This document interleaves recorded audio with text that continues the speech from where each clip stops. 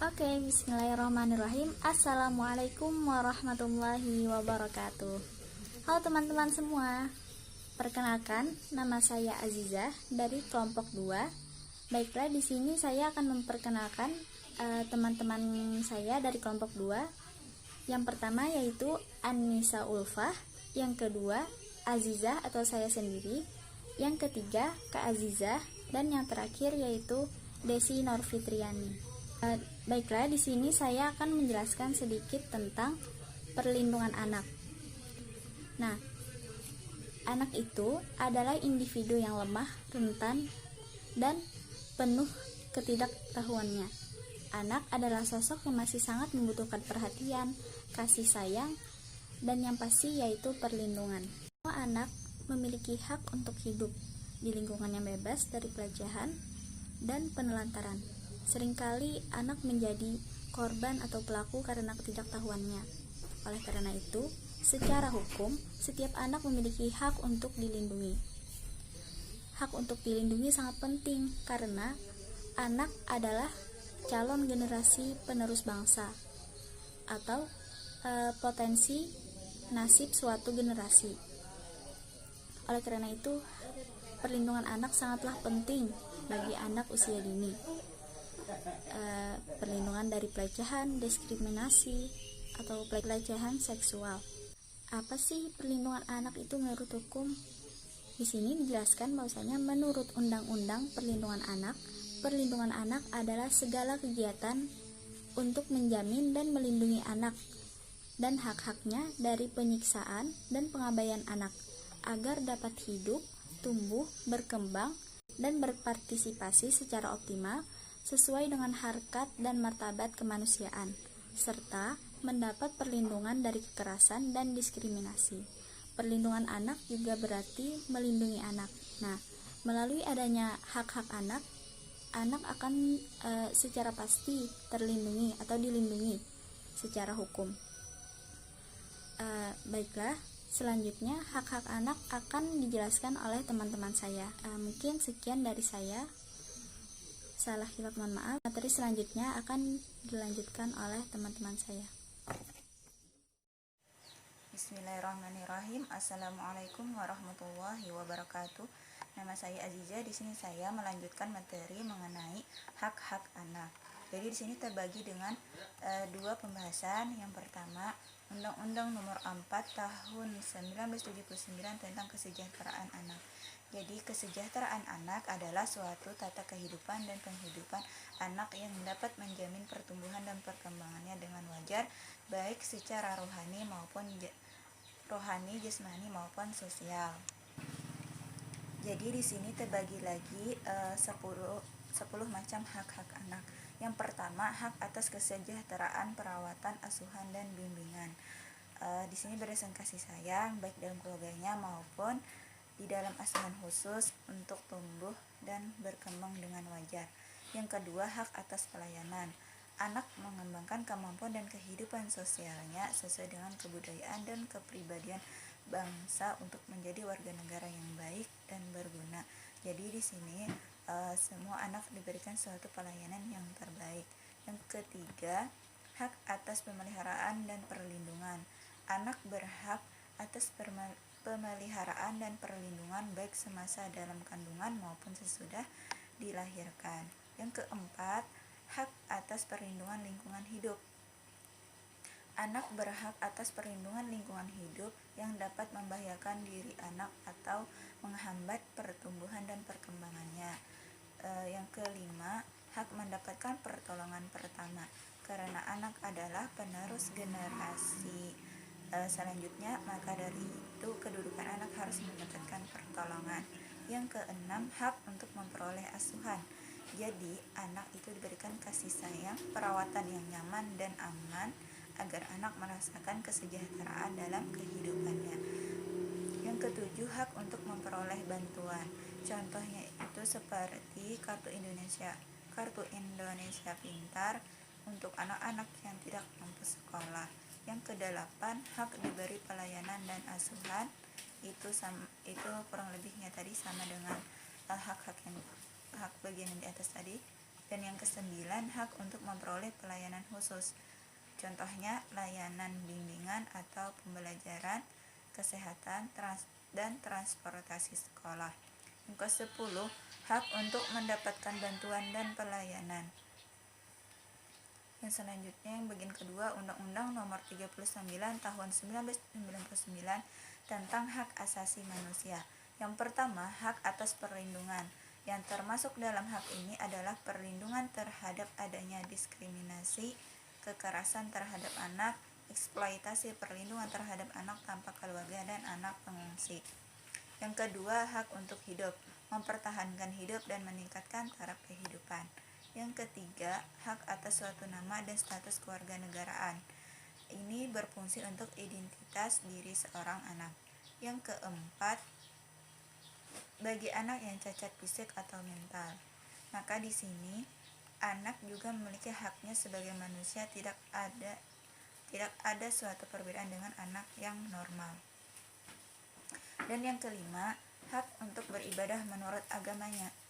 Kehidupan kita di dunia ini sudah pasti ada namanya suatu perbedaan, namun tidak menjadi alasan untuk berpecah belah satu sama lain. Maka dari itu kita diberikan kebebasan untuk beribadah menurut agamanya.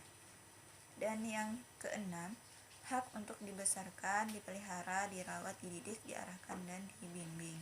Yang mana di sini sudah melingkupi amanah kita sebagai orang tua atau pendidik dalam hal memberikan hak-hak anak yang terbaik dari yang terbaik. Dan yang ketujuh, hak untuk mendapatkan perlindungan hukum. Jadi perlindungan hukum adalah sebuah hak yang bisa didapatkan oleh semua warga negara tersebut apabila sudah memenuhi syarat-syarat tertentu. Yang kedelapan, hak memperoleh pendidikan dan pengajaran. Setiap anak berhak mendapatkan pendidikan yang layak dan pengajaran yang baik untuk menunjang masa depan anak di kemudian hari. Dan yang kesembilan, hak memperoleh pelayanan kesehatan dan jaminan sosial. Pelayanan kesehatan seperti dokter, kesehatan masyarakat, jaminan sosial itu seperti jaminan kecelakaan, hari tua, dan jaminan kematian. Dan yang terakhir, yang ke-10, hak untuk tidak dirampas kebebasannya secara melawan hukum. Contohnya hak pendidikan anak. Banyak sekarang anak yang harusnya sekolah malah diperintah bekerja oleh orang tuanya. Sekian dari presentasi saya. Salah hilaf mohon maaf. Wassalamualaikum warahmatullahi wabarakatuh.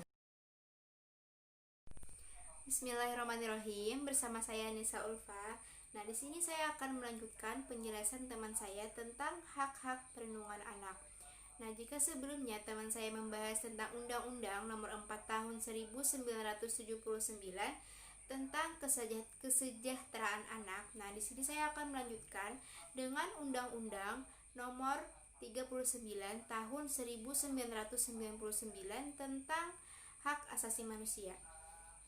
Dalam undang-undang ini, hak anak itu diatur dalam bab 3, bagian ke-10 pasal 52 sampai 66. Nah, dalam undang-undang ini terdapat 10 hak-hak anak. Di antaranya adalah hak atas perlindungan, kemudian hak untuk hidup, mempertahankan hidup, dan menaikkan taraf kehidupannya, dan yang lain-lain. Nah, itu adalah hak-hak anak yang terdapat dalam Undang-Undang Nomor 39 Tahun 1999.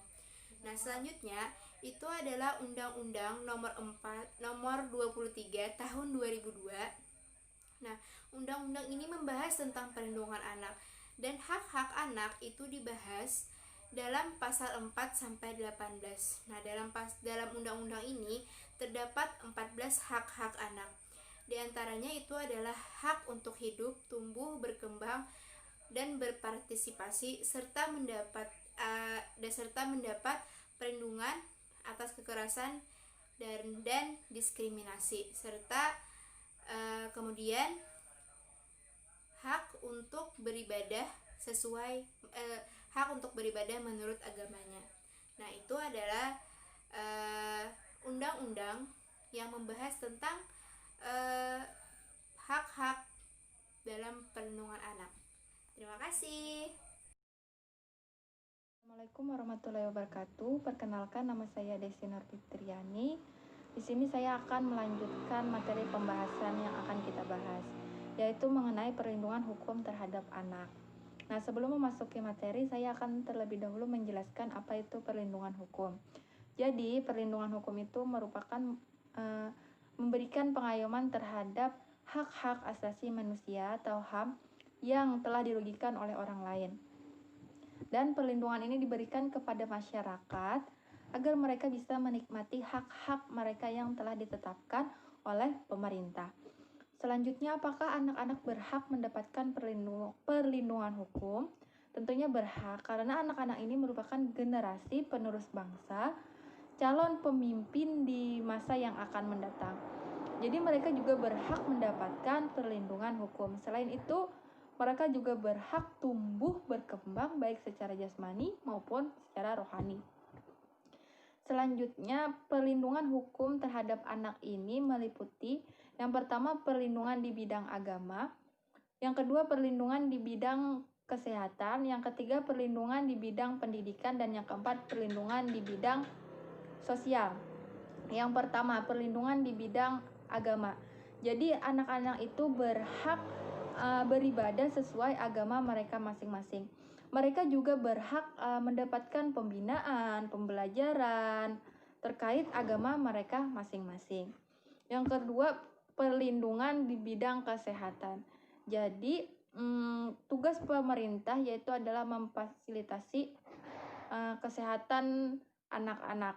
Jika ada anak-anak yang berada di keluarga kurang mampu, jadi tugas pemerintah adalah membantu anak tersebut bagaimana caranya agar anak-anak itu dapat berobat, sehingga tugas pemerintah adalah memfasilitasinya. Kemudian yang ketiga yaitu perlindungan di bidang pendidikan. Nah, jadi ini juga adalah tugas pemerintah dan orang tua.